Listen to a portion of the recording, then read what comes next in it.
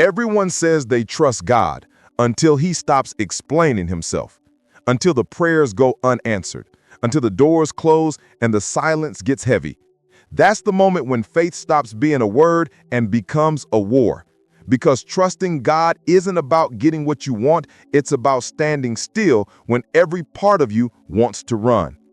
Maybe you've been there. The job failed, the relationship broke, the healing didn't come. You're asking, "Where are you, God?" And heaven whispers back, "Right here, in the fire you're trying to escape." The truth is, faith isn't built on comfort, it's forged in chaos. You don't grow on the mountaintop, you grow in the furnace. This message isn't just another sermon, it's a wake-up call. You're about to discover why trust is the most powerful weapon in spiritual warfare, why surrender is the only road to victory, and why your silence might be the place where God is speaking loudest. Tell me in the comments, what's the fire you're standing in right now? Trusting God isn't some polite advice written in small print. It's a divine command, firm and full of fire. When everything seems to crumble, when plans fail and people disappoint, that's when heaven speaks the loudest. Trust me. It's not an emotional reaction, it's a spiritual posture. To trust God is to hand him the steering wheel even when you can't see the road. Believing his sovereignty outruns your understanding. Think about it. Every time worry knocks, trust answers the door. Dependence isn't weakness, it's alignment with divine strength. In the furnace of uncertainty, faith becomes the oxygen of the soul.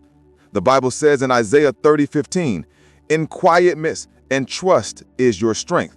That's not poetry, it's strategy. It's God teaching his children to find stability not in control, but in surrender. And when life feels like a storm, trust becomes your anchor. It keeps you steady when everything else screams chaos. It doesn't mean ignoring reality. It means trusting that even in the unseen, God is orchestrating every detail for your good.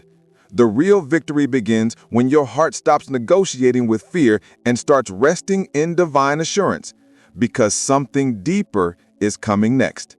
Faith isn't built on what the eyes can see. It's anchored in who God is. Anyone can believe when the plan makes sense, but faith shines brightest when it doesn't. Real belief means trusting his character when there's no evidence, when the bank account is low, when the diagnosis is dark, or when the silence stretches longer than your patience. Faith beyond sight whispers, "Even if I can't trace his hand, I'll trust his heart." It's like walking through a fog, knowing the ground is still there, even when you can't see it. That's not denial, that's divine confidence. The same God who guided Shadrach, Meshach, and Abednego through the furnace hasn't changed.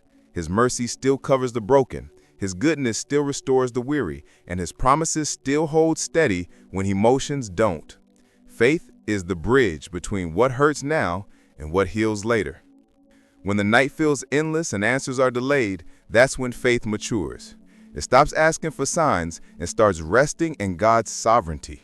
True faith doesn't demand explanations. It finds peace in knowing the author is good. And that quiet assurance prepares the heart for what comes next. Because sometimes, before the miracle, comes the fire. God never promised to keep his people out of the fire. He promised to be in it with them. Shadrach, Meshach, and Abednego didn't escape the furnace. They walked through it with divine companionship.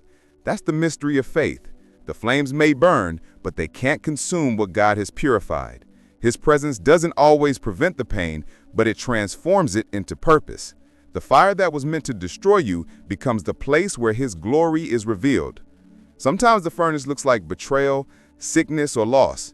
But the truth is, God's deliverance often comes disguised as endurance. He doesn't always pull you out. Sometimes he strengthens you to stand inside it. That's when resilience is born, not in comfort, but in the crucible.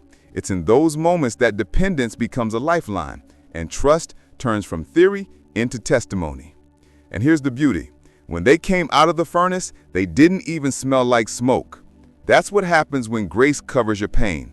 You walk out refined, not ruined. Every trial becomes a testimony, every tear a seed of restoration. But for transformation to happen, something deeper has to take place. something that starts not in strength, but in surrender. God does his best work with what's broken. The potter never throws away the clay just because it cracked. He reshapes it with patience and purpose. In the same way, God takes the pieces of our shattered hearts and molds them into something stronger than before. Surrender isn't losing control, it's transferring it to the only one who knows what to do with it. The moment we stop pretending to be whole, grace begins its work of restoration. It's easy to believe blessing comes from strength, but heaven often builds it through weakness. When you surrender your plans, your pride, and your pain, you open the door for redemption to enter. God doesn't waste brokenness, he transforms it.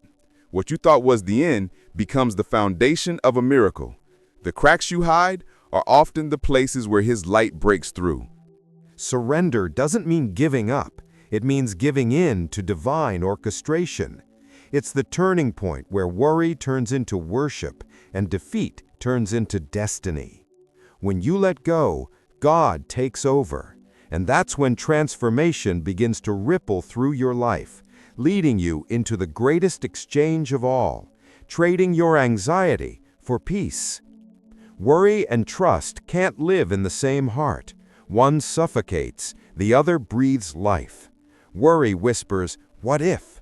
But trust declares, "Even if." Every moment spent overthinking is a moment stolen from peace. God invites us into a divine exchange to trade anxiety for assurance, fear for faith, control for surrender. It's not denial, it's dependence on a God who's never failed his children. When we worry, we carry what we were never meant to lift. Trust, on the other hand, hands it back to the one strong enough to hold it. It's like trying to row across a stormy sea when there's already a captain on board. Sometimes the most spiritual thing you can do is to stop rowing and let him steer.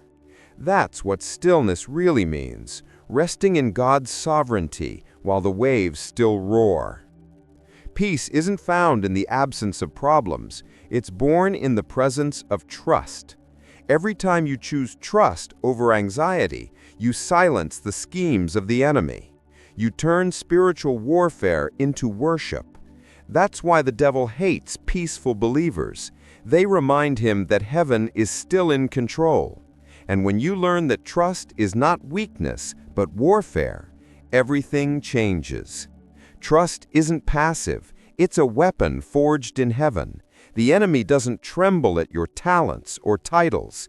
He trembles when you choose to trust God in the dark. Faith is the sound that hell can't stand. When you refuse to panic, when you stay still while the storm rages, you're declaring war without saying a word. That's spiritual authority, standing firm when fear says run. The devil thrives on distraction and doubt, but trust disarms both. Every "I still believe" is a sword swung in the spirit. Every "God's got this" is a shield raised against despair. You don't fight anxiety by shouting louder. You win by being still, by letting faith speak louder than fear. It's quiet warfare, invisible to the world, but devastating to the enemy's schemes. That's why faith isn't just belief, it's resistance. Every time you trust instead of worry, heaven advances. Your calm becomes your weapon. Your peace becomes your victory. The fires of adversity can't burn what's already surrendered. And when you fought your battles in stillness, what comes next isn't defeat, it's glory. Trust always leads somewhere. It may start in chaos, but it never ends there. When you place your faith in God's hands, He turns disorder into design. What once looked like defeat becomes divine choreography. He doesn't just fix situations, He transforms souls. The furnace that once burned becomes the altar where your testimony is born, glowing with His glory. Every tear you cried becomes a seed of breakthrough.